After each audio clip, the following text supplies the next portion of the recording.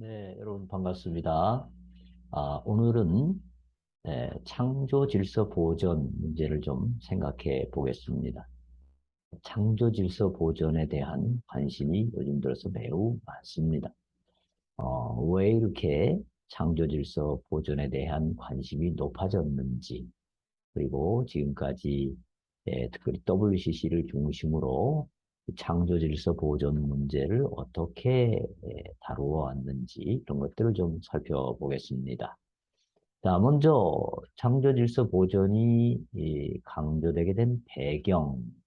자, 오늘 강의는 교재 현대 선교의 목표들이란 책의 105페이지부터 115페이지까지를 주로 다루도록 하겠습니다. 여러분들은 교재를 참조하시면서 또 제 강의를 들으시면 되겠습니다.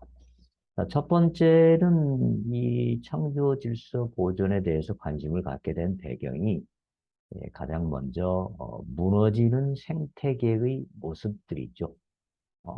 전 세계 인구가 급격하게 증가하고 그러면서 이 인류가 생태계를 많이 착취하는 그런 경향이 있습니다.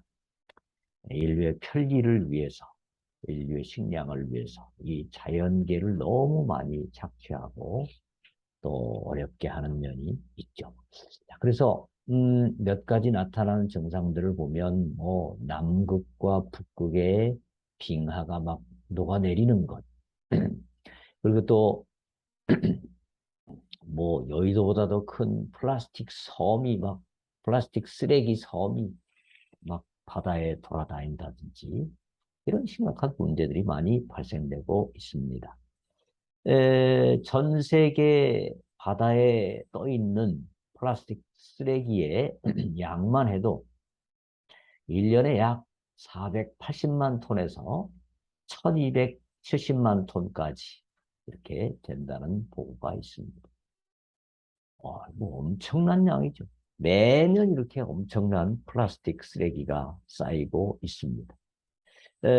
이게 이제 얼마나 많고 이것이 또 얼마나 우리 생태계에 영향을 주는지 물고기 또 새 이런 동물들의 배에서 플라스틱 조각이 나올 정도 이렇게 엄청나게 많고 이런 것들이 이제 동물들을 심각하게 죽이고 있는 것입니다. 또 인류는 굉장히 많은 전염병 때문에 고생을 하는데 2002년에 사스가 났고 2013년에 메르스가 나왔고 2015년에 치카 바이러스가 나왔고 2019년에 에볼라 바이러스가 재발되고 뭐 이런 일들이 있다가 결국 3년 전인 2020년에 코로나가 발병돼서 지금까지 인류가 고통을 당하고 있습니다. 완전히 코로나가 종식되지 않았죠. 네. 자, 이런 그 전염병이 발생하는 원인이 뭐냐? 여기에 대해서 뭐 여러 가지 다양한 원인에 대한 분석들이 있습니다. 예를 들면 인간이 동물 서식지를 침범했기 때문에 그 동물에 있던 그런 병들이 인간에게로 옮겨왔다. 또 인간의 오래된 그 잘못된 식습관, 아주 이런 위험한 동물들을 먹는다든지 이런 것들 때문에 생겨났다. 또는 인간들이 너무 도시에 집중화되다 보니까 환경이 오염되면서 이런 문제가 생겨났다. 이런 그 환경, 주로 그 환경에서 전염병의 원인을 찾는 분석도 있고요. 또 특별히 이번 코로나 같은 경우에는 중국의 우한의 한 실험소에서부터 시작이 되었다. 그런 이야기도 있기 때문에 특정 국가 또는 특정 세력의 의도적인 제조로부터 이 코로나가 시작되었다라는 분석도 있습니다. 자, 이게 뭐 아직 정확하게 밝혀지진 않았지만 실제 중국 우한 연구소에서 이것이 시작됐다는 그런 정황들이 많이 있기 때문에 인간들의 어떤 의도적인 제조 이것도 한 가능성이 있습니다만은 어찌됐든지 하여튼 또 이런 바이러스가 계속되는 것은 인간들의 어떤 환경 오염, 이것도 연관이 있지 않나 그런 분석들이 있습니다. 자, 그래서 하여튼 뭐 온실가스가 나오고 우리를 자외선으로부터 보호해주는 오존층이 지금 자꾸 파괴되어 가고 있고 무분별한 개발로 인해서 토양이 침식되고 있고 수질이 오염되고 있고 각종 서식지의 파괴와 생물종의 멸종 그리고 폐기물로 인한 전 지구의 오염 무제한적인 자원의 착취, 또 생명공학의 오용, 이런 것들로 인해서 지금 모든 피조물들이 몸살을 앓고 있는 것이 현실입니다. 특별히 더 안타까운 것은 이런 착취와 오염, 이런 것들이 주로 소위 말하는 선진 국가들, 힘센 국가들, 또 힘 있는 자들의 이기적인 목적을 가지고 지구를 무한대로 황폐화시킨 그런 결과가 아닌가 이렇게 봅니다. 거기에 비해서 그 모든 이기적인 목적의 황폐화의 어떤 고통, 그 피해는 고스란히 약자들과 약한 나라들, 또 약자들, 또 인간 외의 다른 피조물들이 그 고통을 고스란히 겪고 있다라는 점을 생각해 보면 참으로 안타까운 일이 아닐 수가 없습니다. 자, 두 번째는 이처럼 이제 환경이 파괴되면서 이 기독교도 이런 환경 문제에 대한 중대성, 이런 것을 인식하게 되고 더욱 관심을 갖게 되었다라는 것입니다. 그래서 이제는 환경은 단지 환경으로만 끝나는 것이 아니라 이 환경 파괴를 가져오는 어떤 경제적 문제, 정치적 문제, 과학적 문제, 이런 것들을 다 함께 모든 분야에서 보면서 환경 문제에 깊은 관심을 갖게 됐고요. 이것은 먼저 이제 기독교가 관심 갖기 전에 먼저 이 세상에 다양한 기구들이 많은 관심을 갖게 되었습니다. 특별히 UN 같은 기구에서 많은 관심을 가졌는데 예를 들면 1972년에 UN 인간 환경 회의가 열렸고요. 여기에서 이제 UN 환경 선언이 채택되었습니다.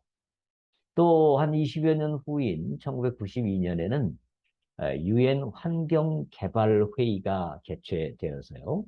이 지구 환경 보호의 대원칙인 리우 선언과 또 21세기를 향한 실천 강령인 의제 21 이런 것들이 발표가 됐습니다.